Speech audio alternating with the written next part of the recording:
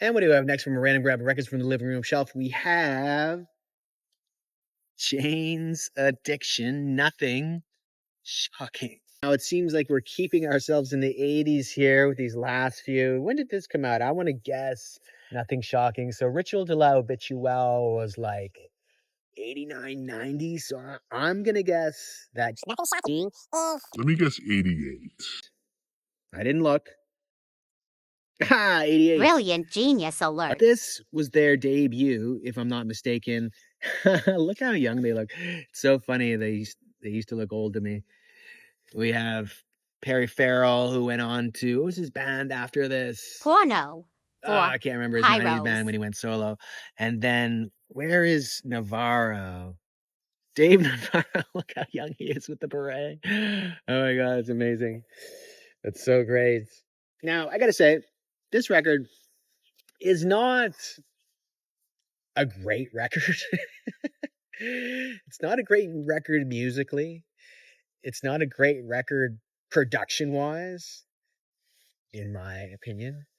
But I kept it for two reasons. I kept it because I've had this record since, I didn't get this when it came out. I would have had this on cassette and maybe CD. And then the follow-up was actually a great record. Habitual de la Habitual was much more solid. Production, like, not best in the world, a little better. But musically was leaps and bounds beyond this debut. Kept it because I just for some reason couldn't bear to part with it when it came time.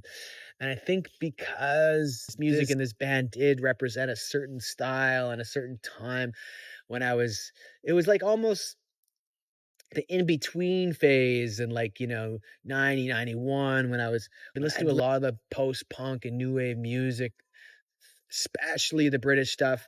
And this kind of like LA, rockin' sound. That these guys and the Red Hot Chili Peppers and bands, what was that band? Fishbone and stuff like that was coming out and kind of coming into my view. Kind of was like almost bridging my musical journey from the late 80s into the early 90s.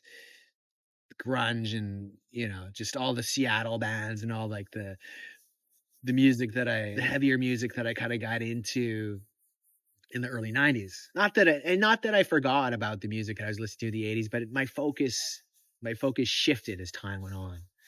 And the second reason I would have kept this record was for Jane Says.